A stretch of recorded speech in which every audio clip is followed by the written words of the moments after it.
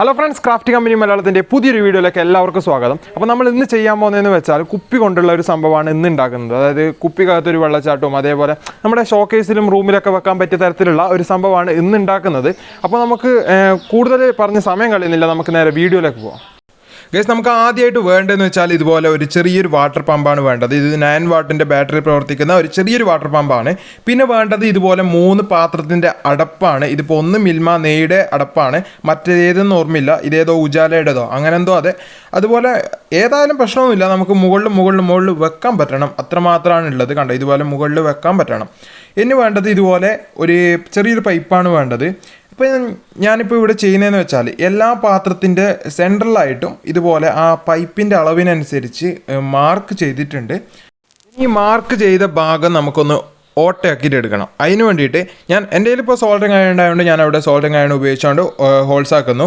ഇനി നിങ്ങളുടെ കയ്യിൽ ഇത് സോൾഡറിങ് അയൺ ഇല്ലയെന്നുണ്ടെങ്കിൽ വല്ല കമ്പിയോ അല്ലെങ്കിൽ ആണിയോ മറ്റും ചൂടാക്കിയിട്ട് എങ്ങനെ ആയാലും പ്രശ്നമൊന്നുമില്ല, നമുക്ക് അവിടെ ഹോൾസ് ആക്കിയിട്ട് എടുക്കണം. അത്രമാത്രമാണ് നമുക്ക് വേണ്ടത്. ഈ ഹോൾസ് ആക്കിയിട്ട് എടുത്ത സംഭവം ഉണ്ടല്ലോ, നമ്മൾ ഒന്നിൻ്റെ മുകളിലും മറ്റൊന്നായിട്ട് ഇങ്ങനെ മുകളിലോട്ട് വെച്ചിട്ടുണ്ട്. അപ്പോൾ മുകളിൽ നിന്ന് താഴോട്ട് നോക്കുമ്പോൾ നമ്മുടെ ഈ മഞ്ഞ ബോർഡ് കാണുന്നുണ്ട്. അതായത് നേർ രേഖയിലാണ്, മുകളിൽ നിന്ന് നോക്കിയാൽ താഴെ വരെ നമുക്ക് കാണാൻ പറ്റും. അങ്ങനെയാണ് നമുക്കിത് ചെയ്യേണ്ടത്. ഇനി മുകളിലോട്ട് വെച്ചിട്ടുള്ള സംഭവം ഉണ്ടല്ലോ, ഇത് നമുക്കൊന്ന് ഒട്ടിച്ചെടുക്കണം. അപ്പോൾ അതിന് വേണ്ടിയിട്ട് ഞാനിപ്പോൾ ഇവിടെ ഫ്ലക്സ് ക്വിക്ക് തന്നെയാണ് യൂസ് ചെയ്യുന്നുള്ളത്.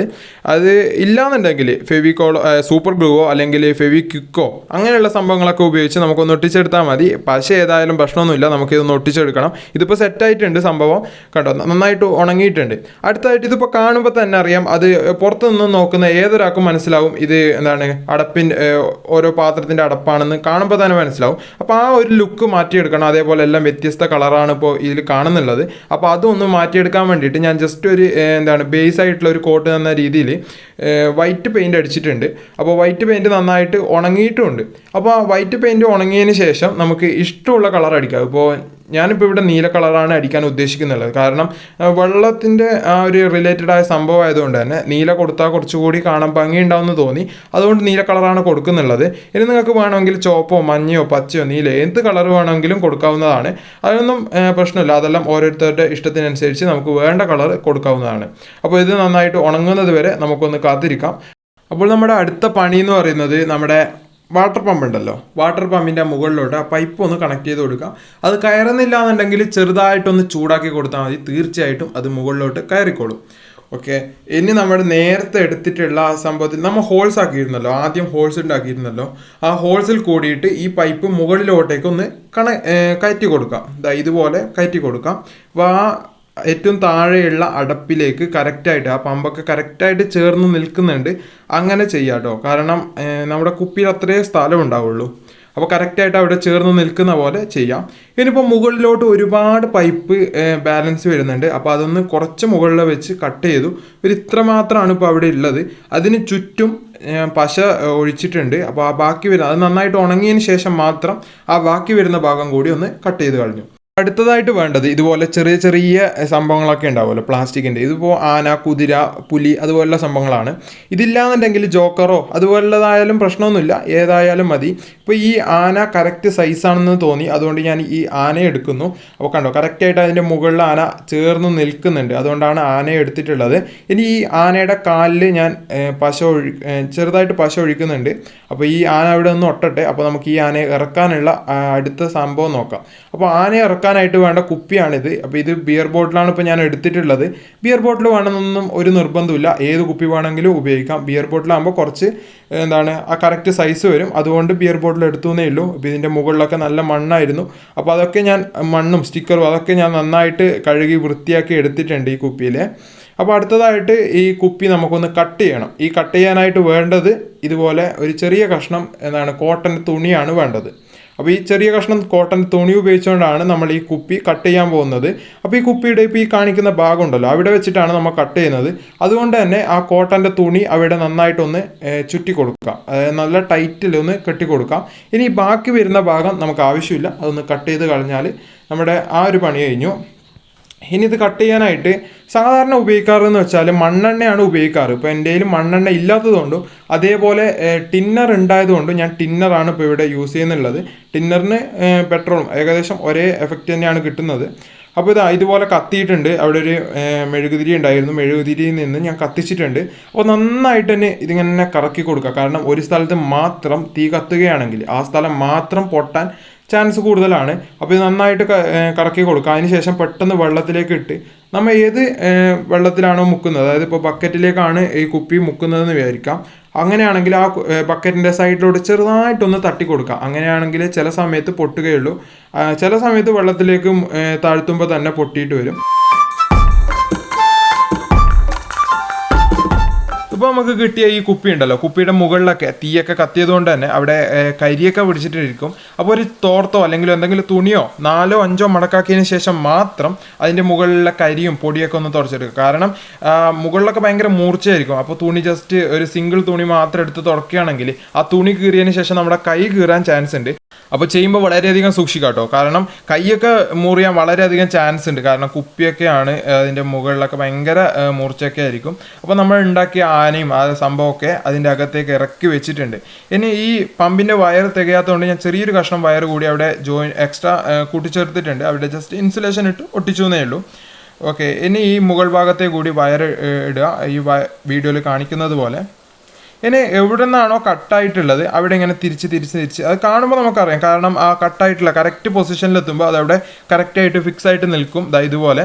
അപ്പോൾ അതവിടെ നമുക്കറിയാം. അവിടെ വെച്ച് നമുക്കത് ഒട്ടിച്ചു കൊടുക്കാം. ഒട്ടിക്കാൻ ഞാൻ ഉപയോഗിക്കുന്നത് ഫ്ലക്സ് ക്വിക്ക് തന്നെയാണ്. അപ്പോൾ ഫ്ലക്സ് ക്വിക്കിൻ്റെ പ്രശ്നം എന്ന് വെച്ചാൽ ഫ്ലക്സ് ക്വിക്ക് ഓവറായാൽ താഴോട്ട് ഇങ്ങനെ ഒലിച്ചിറങ്ങുക, അത് വൃത്തികേടാണ് കാണുമ്പോൾ തന്നെ.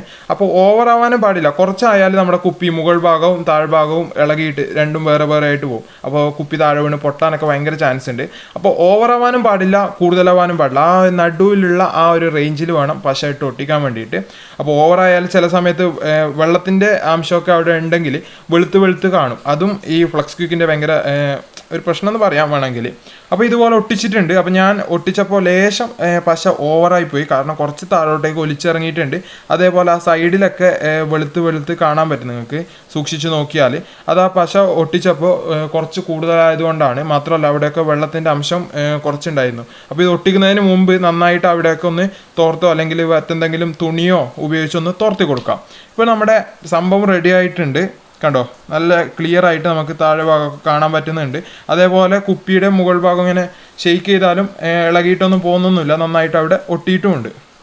ഇനി അടുത്തതായിട്ട് വേണ്ടത് ഇതുപോലെ നമുക്ക് കയറാണ് വേണ്ടത്. നേരിയ കയർ ഉപയോഗിച്ചുകൊണ്ട് നമുക്ക് ഇതിനെ നല്ല ഡിസൈനിന് വേണ്ടിയിട്ടാണ്, കാണുമ്പോൾ ഒരു ഭംഗിക്കൊക്കെ വേണ്ടിയിട്ട് ചുറ്റുന്നതാണ്. അപ്പോൾ ആ പൊട്ടിയതിൻ്റെ, അതായത് നമ്മൾ മുറിച്ചതിൻ്റെ ലേശം താഴെ നിന്ന് തൊട്ട് മുകളിലോട്ടേക്ക് നമുക്ക് ചുറ്റി കൊടുക്കാം. ചുറ്റി കൊടുക്കാം. ഇതുപോലെ ചുറ്റിയിട്ടുണ്ട്. അപ്പോൾ മുകളിൽ നിന്നും ആ നമ്മൾ പൊട്ടിച്ചതിൻ്റെ ലേശം താഴെ വരെയും അതേപോലെ താഴെ കുറച്ച് ഭാഗത്തും ഞാൻ ചുറ്റിയിട്ടുണ്ട്. ആ താഴെ ചുറ്റിയതെന്ന് വെച്ചാൽ നമ്മുടെ മോട്ടറും അതൊന്നും കാണാതിരിക്കാൻ വേണ്ടിയിട്ടാണ് അങ്ങനെ ചുറ്റിയിട്ടുള്ളത്. ഇനി ഇതിൻ്റെ അകത്തേക്ക് വെള്ളം ഒഴിച്ചു കൊടുത്തിട്ടുണ്ട്. വെള്ളം ഏകദേശം ഈ ഒരു പൊസിഷൻ ഉണ്ടല്ലോ, ആ പൊസിഷനിൽ വരെ മാത്രം മതി വെള്ളം, കൂടുതലാവേണ്ട. പുറത്തുനിന്ന് നോക്കുന്ന ഒരാൾക്ക് അകത്ത് വെള്ളം ഇല്ലതായിട്ട് കാണാത്ത രീതിയിലാണ് അവിടെ ഒഴിച്ചിട്ടുള്ളത്. ഇനി ഒരു 9 വാട്ടിൻ്റെ ബാറ്ററി കൂടി കണക്ട് ചെയ്ത് കൊടുത്താൽ നമ്മുടെ സംഭവം റെഡിയായി കഴിഞ്ഞു. അപ്പോൾ നമ്മുടെ ജലധാര ഇങ്ങനെ മുകളിൽ നിന്ന് താഴോട്ടേക്ക് ഇങ്ങനെ ഒലിച്ചൊലിച്ച് വരുന്നുണ്ട്. അപ്പോൾ ഒന്നാമത്തെ സ്റ്റെപ്പ് എന്ന് പറയുന്നത് നമ്മുടെ ഈ വെള്ളം ഇങ്ങനെ വീഴുന്നതാണ്. അത് കംപ്ലീറ്റ് ആയി കഴിഞ്ഞു. അതിന് അടുത്ത സ്റ്റെപ്പ് എന്ന് വെച്ചാൽ കണ്ടു, ഇപ്പോൾ ബാറ്ററി അവിടെ വെച്ചിട്ടാകുമ്പോൾ ഇങ്ങനെ വെള്ളം വീണുകൊണ്ടിരിക്കുന്നുണ്ട്.